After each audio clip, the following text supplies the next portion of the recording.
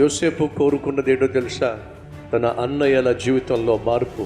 ఏ పాపాన్ని అయితే వాళ్ళు 22 సంవత్సరాలుగా దాచిపెడుతూ వచ్చారో ఆ పాపాన్ని వారు ఒప్పుకున్నప్పుడు అటు యోసేపుతో సమాధాన పడ్డారు, తండ్రితో సమాధాన పడ్డారు. ఇప్పుడు అందరూ కలిసి యోసేపు ఉన్న స్థలానికి వెళ్ళబోతున్నారు. ఆ తర్వాత ఏం జరిగింది? యోసేపు యాకోబు కలుసుకున్నారా? యాకోబు ఫరోని ఎదుర్కొన్నాడా? ఫరో వేసిన ప్రశ్నలు ఏమిటి? యాకోబు ఇచ్చిన సమాధానం ఏమిటి?